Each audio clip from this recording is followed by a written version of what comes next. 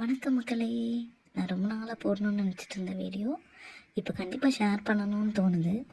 என்னென்னா நம்ம எல்லாருமே காலையிலே எழுந்திரிச்சு அடிப்படையினு கிளம்பி பிள்ளைங்களுக்கு சமையல் பார்த்து ஹஸ்பண்டை வேலைக்கு அனுப்பி பிள்ளைங்கள ஸ்கூலுக்கு அனுப்பி நம்மளும் ஆஃபீஸ் கிளம்பி வந்து இன்னொன்னா டூ வீலரில் போகிறவங்க ஏதோ ஓரளவுக்கு சமாளித்து போயிடுவாங்க. ஆனால் அந்த பஸ்ஸில் போய் வேலைக்கு போயிட்டு வர்ற அந்த கஷ்டம் இருக்கே சொல்ல முடியாது. அதை டெய்லி அனுபவிக்கிற அந்த வேதனை வந்து போயிட்டு வர்றவங்களுக்கு தான் தெரியும்.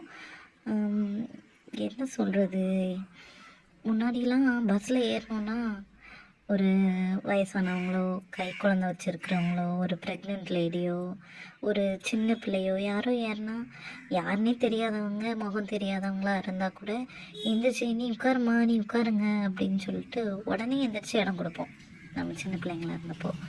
ஆனால் இப்போ இருக்கிற மக்கள், இப்போ இருக்கிற ஜென்ரேஷன் மட்டும் நான் சொல்லலை, இப்போ இருக்கிற மக்கள் எல்லா தலைமுறையோட மக்களுமே அப்படி தான் இருக்கும். ஏன்னா நம்ம கையில் இந்த மொபைல் அப்படிங்கிற ஒரு வீணாக போன ஒரு ஆயுதம் ஒன்று நம்ம கையில் இருக்குது. எல்லாரையும் கொண்டுக்கிட்டு அது நம்மளை கொண்டுட்டுருக்குறங்கிறதே தெரியாமல் ஃபீல் பண்ணாமல் நம்ம அதை கையில் வச்சுக்கிட்டே இருக்கோம். யார் நம்ம பக்கத்தில் நிற்கிறாங்க, நம்ம பக்கத்தில் உட்காந்துருக்காங்க, நம்மளுக்கு தெரிஞ்சவங்களா தெரியாதவங்களா, வயசானவங்களா, ப்ரெக்னெண்ட்டாக இருக்காங்களா, சின்ன பிள்ளையா, எதையுமே பார்க்குறதில்ல. பஸ்ஸில் ஏறி உட்காந்ததுலேருந்து அந்த மொபைலை பார்த்துக்கிட்டே இருக்க வேண்டியது, ஸ்டாப் வர்றது கூட தெரியாமல்.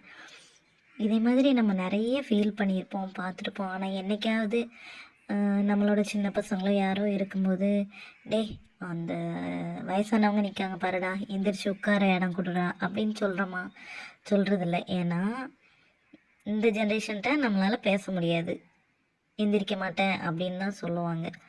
அப்போது நம்ம இதை எப்படி சரி பண்ணுறது? கண்டிப்பாக சரி பண்ணி தான் ஆகணும். இப்படியே போனால் இது நல்லது கிடையாதுல்ல. இதை சரி பண்ணி தான் ஆகணும். இதை எங்கே இருந்து சரி பண்ணலாம்? ஃபஸ்ட்டு நம்மகிட்ட இருந்து ஆரம்பிப்போம். நம்மளே பக்கத்தில் வந்து யாராவது நின்னாங்கன்னா எந்திரிச்சு இடம் கொடுக்கும்போது நம்மளை சுற்றி இருக்கிறவங்க ஒரு 4 பேர் பார்ப்பாங்க. சரி இப்படி எந்திரிச்சு இடம் கொடுக்காங்க, நம்ம இடம் கொடுக்கல அப்படிங்கிற அவங்களோட மனசாட்சி அவங்கள கேள்வி கேட்கும். மற்றவங்க கேள்வி கேட்குறதுக்கு யாருமே இப்போ அவசர போகிறதில்ல. அவங்க மனசாட்சி கேள்வி கேட்கும். இதே மாதிரி நீங்கள் ஒரு 10 பேர் முன்னாடி செய்யும்போது 10 பேரில் ஒரு 2 பேராக திருந்துவாங்க, 2 பேர் மாறுவாங்க. அதனால் இந்த மாற்றத்தை நம்மகிட்ட இருந்து கொண்டு வரணும்னு நினைக்கிறேன். 2வது நம்ம பிள்ளைங்க, நம்ம வீட்டில் இருக்கிற நம்ம அக்கா தங்கச்சி நம்ம குழந்தைங்க இவங்ககிட்ட இருந்து கொண்டு வருவோம். ஸ்கூலுக்கு போகிறாங்க, ஆஃபீஸ் போகிறாங்க, வேலைக்கு போகிறாங்கன்னா போகும்போது சொல்லி விடுங்க. வயசானவங்க, முடியாதவங்க, ப்ரெக்னென்ட் லேடிஸ், சின்ன பிள்ளைங்க வந்தால் எந்திரிச்சு இடம் கொடு. இதுதான் மனிதாபிமானம். இதை தவிர வேறு எதுவுமே நம்மளை எந்த இடத்துலையும் காப்பாற்ற போகிறதில்ல. எவ்வளவோ பெரிய பெரிய பிரச்சனைகள்லாம் பார்த்து வந்துட்டோம். கோவிட் பார்த்துருக்கோம். இப்போ இருக்கிற மனுஷன் நாளைக்கு இருக்க மாட்டான். ஆனால் இந்த மனிதாபிமானம் மட்டும்தான் ஒருத்தர் காப்பாற்றும். அதனால் கண்டிப்பாக இந்த மாற்றத்தை ஃபஸ்ட்டு நம்மகிட்ட இருந்து கொண்டு வருவோம். அதுக்கப்புறமா நம்மளை சுற்றி இருக்கிறவங்ககிட்ட கொண்டு வருவோம். ஆட்டோமேட்டிக்காக இந்த உலகம் மாறும். அதுக்கு நம்மளும் ஒரு சின்ன காரணமாக இருப்போம். இந்த வீடியோவும் ஒரு சின்ன காரணமாக இருக்கும்னு நம்புகிறேன். ரொம்ப சந்தோஷமாக இருக்குது இதை ஷேர் பண்ணுறதில்ல.